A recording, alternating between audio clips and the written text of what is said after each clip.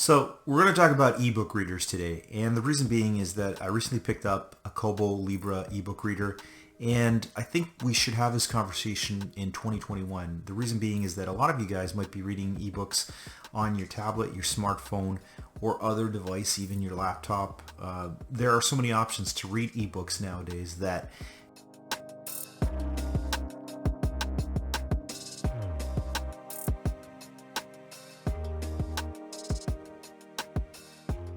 why would you get an ebook reader in 2021?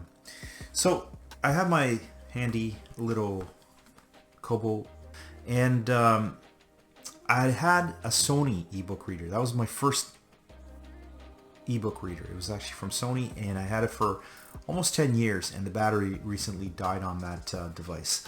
So when I went to try to get a new battery, there was a kit that you can purchase online to fix it. But it just seemed so complicated, and the technology to get books onto the device were a little bit more complicated than what we have here. So I decided this one was on sale for $169 Canadian. Normally they go for a little bit more than that. So I decided, okay, let me buy one of these, and I talk about my experience with you guys and let you know if it's worth getting an ebook reader in 2021. So the other device that I was reading ebooks on was actually my iPhone 11 Pro Max, and when I compare these two devices side by side, this is really heavy compared to this lightweight ebook reader. So that's where one of the differences from reading on a tablet, a phone, or other device comes in, is that this thing weighs nothing. You can throw it in your backpack, you can read in bed and hold it with just, two fingers, and it doesn't weigh hardly anything, and it allows you to read for hours on end without having this heavy thing in your hand, which was the big issue with reading on my iPad. That thing is so heavy that when you're sitting in bed or reading in bed, it becomes a burden on your experience for reading. The other thing that caught my attention with the Kobo was that it has the ability to sync with Overdrive Media, which is the library service. Many libraries across North America subscribe to this platform and allow their users to get books for free through that service.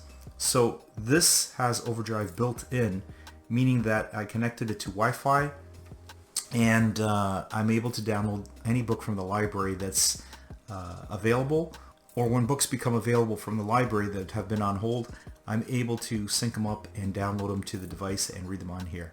So without having to connect this device to anything, it works through Wi-Fi. I don't have to connect to the computer, which was a thing that I had to do with my Sony ebook reader. It only worked if I connected it to the computer.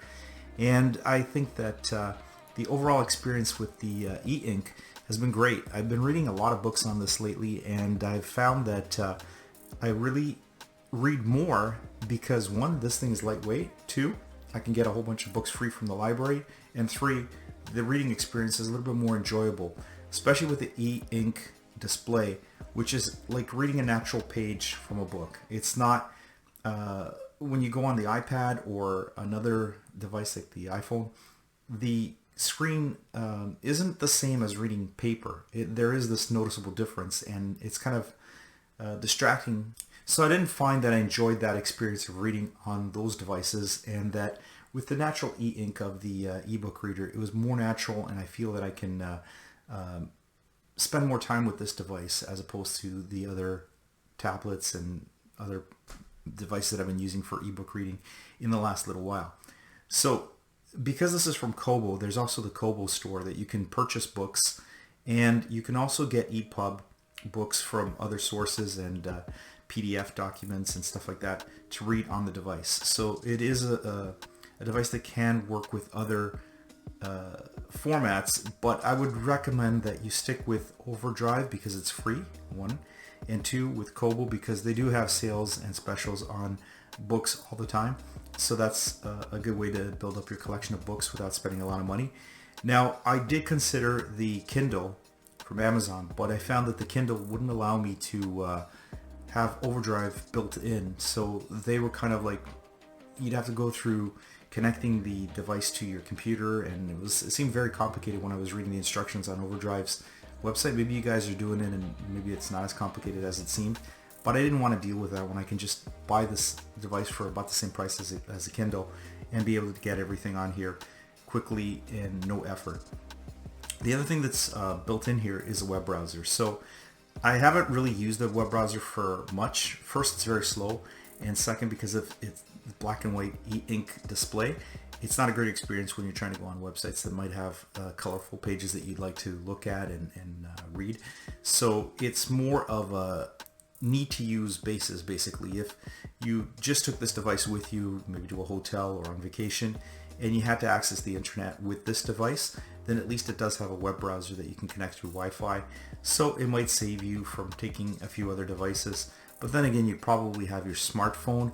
So unless you wanted to see text on a bigger display, I don't know what the web browser function might bring to someone, but it is available in the ebook reader. So when it comes to the price of the ebook reader compared to some of the other things out there, at $169 on sale, it's not a bad price, but at the regular price of $200, which is what these go for when they're not on promotion from Kobo, then it might be a little bit more steep for you, and you might have other options in that price point. There are a couple of other Kobo readers that fall within the $100 to $150 price point, which you might want to take a look at. Now, some of those do require that you connect to the computer. They don't have Wi-Fi built in.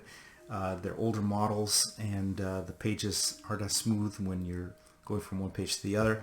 This one had really fluid page turns. Like, I felt that they didn't lag. It was really quick to go through a book with this.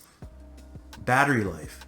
So I haven't really tested it to its full potential, but I've been getting quite a few days of reading out of the ebook reader without charging it up every night. So I find that the battery is lasting, especially these e-ink screens, they don't take up a lot of battery. Battery usage is very minimal with this type of display. So when you're reading on a device like this, that's another thing to keep in mind, is that you can go for a long period of time. Say you're on a flight, you don't have to worry about charging your device halfway through the flight while you're reading your book. It's going to last you most likely the whole flight and into some of the first few days at your destination. So it makes it a nice device to have for different usages. Now, when it comes to carrying things around, like, I'm using this device mostly at home. I'm not carrying it out. I'm not taking it anywhere with me. But if you were going to take it on a trip, then this is where it comes a little bit more complicated, because you probably are going to take a tablet or a laptop with you because of being able to do other work and other things with your bigger device and more powerful device. So does this really fit in where you just be taking the ebook reader and leaving those devices at home, or would you take both? So I was trying to think, if we were traveling again, what would I do? Would I be able to take this with me and also my laptop and other devices that I carry? Would it be too much? And I found that I probably would take this device with me. First, it's very lightweight. Second, because it is a device that doesn't take up a lot of power, it would be great for longer parts of my trip when I'm flying or taking a train or a bus ride. It would be great to have available to me to be able to read. And the fact that it works with Wi-Fi. Now, one thing I haven't tested with Overdrive Media is if I'm overseas, and maybe some of you guys could leave a comment down below if you've tried this. I haven't had a chance to try this.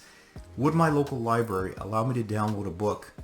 Would it know my IP address on Overdrive if I was overseas? Would I be able to use this thing with the libraries app if I'm traveling? Or should I download my books onto the device before I left? That's one thing that I'm not clear on. I'm going to have to try to find that answer. But if you guys have done it, let me know. Leave a comment down below. But overall, Kobo has been making ebook readers now for a pretty long time, and I've had good experience with their devices. And I think you guys will probably do well with this device as your everyday ebook reader.